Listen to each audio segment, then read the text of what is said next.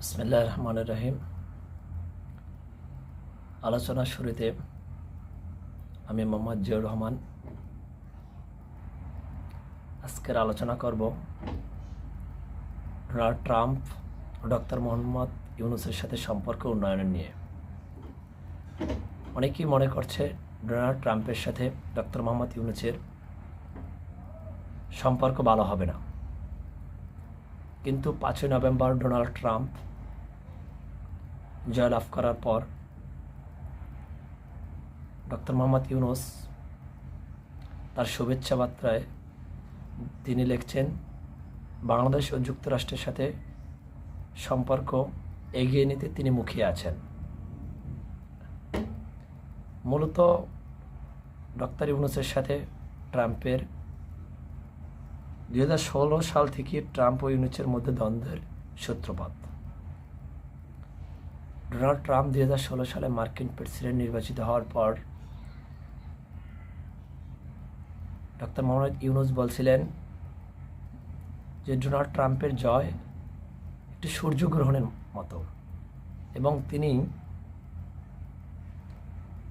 তার জয়কে এতটাই আঘাত করেছে যে তিনি কোনো মন্তব্যই করতে পারতেছেন না। ওখান থেকে ডোনাল্ড ট্রাম্পের সাথে ডক্টর মোহাম্মদ ইউনূসের দ্বন্দ্বের সূত্রপাত। কিন্তু আগে ছিল নোবেলজয়ী ব্যক্তিমাত্র ইউনূস, বর্তমানে তিনি 17 কোটি মানুষের প্রতিনিধিত্ব করে, একটি দেশের প্রতিনিধিত্ব করে। তাই যুক্তরাষ্ট্র সবসময়ের জন্য তার স্বার্থটাই দেখে আগে। যেহেতু বর্তমানে চায়নার সাথে ইন্ডিয়ার ভালো সম্পর্ক উন্নয়ন হচ্ছে, তাই ডোনাল্ড ট্রাম্প প্রশাসন চাবে ডক্টর মোহাম্মদ ইউনূসের সাথে সম্পর্ক এগিয়ে নিয়ে যেতে। যেহেতু বাংলাদেশের সাথে যুক্তরাষ্ট্রের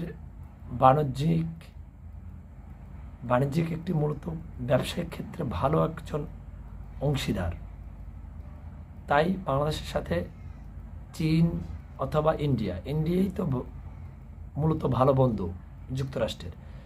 যেহেতু যুক্তরাষ্ট্রের সাথে চায়নার একটি অর্থনৈতিক দ্বন্দ্ব আছে, সামরিক ক্ষেত্র তো আছেই, তো দেখা যাচ্ছে ইন্ডিয়াও আবার বর্তমানে চায়নার সাথে ভালো সম্পর্ক এগিয়ে নিয়ে যাচ্ছে। তাই ইন্ডিয়ার একক নেতৃত্বকে মেনে নেবে না এবং তার কথাগুলোও শুনবে না।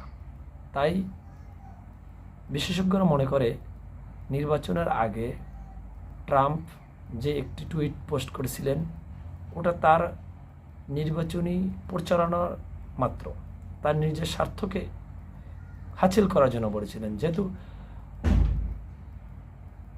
মার্কিন যুক্তরাষ্ট্রে অনেক হিন্দু ভোটার, ওই হিন্দু ভোটগুলো পাওয়ার জন্যই ওই পোস্ট করেছিলেন। মার্কিন যুক্তরাষ্ট্র সবসময় তার নিজের স্বার্থকে আগে রাখে। তো বাংলাদেশের উচিত একজন ভালো লবিস্ট নিয়োগ করা, যে বাংলাদেশ সরকার এবং মানুষের মনের কথাগুলো মার্কিন নীতি নির্ধারকদের কাছে পৌঁছে দিতে পারে। তো এখন ব্যক্তি ইউনূস আর কোনো রাষ্ট্রের প্রধান ইউনূস দুটোই পার্থক্য। যেহেতু তিনি 17 কোটি মানুষের প্রতিনিধিত্ব করে এবং বাংলাদেশের ভূ রাজনৈতিক ক্ষেত্রে বাংলাদেশ একটি ট্রাম্প কার্ডের মতো, তাই ডক্টর মোহাম্মদ ইউনূসের সাথে ডোনাল্ড ট্রাম্পের ভালো সম্পর্ক হবে, এটাই আশা ব্যক্ত করে বিশেষজ্ঞরা। আল্লাহ হাফেজ।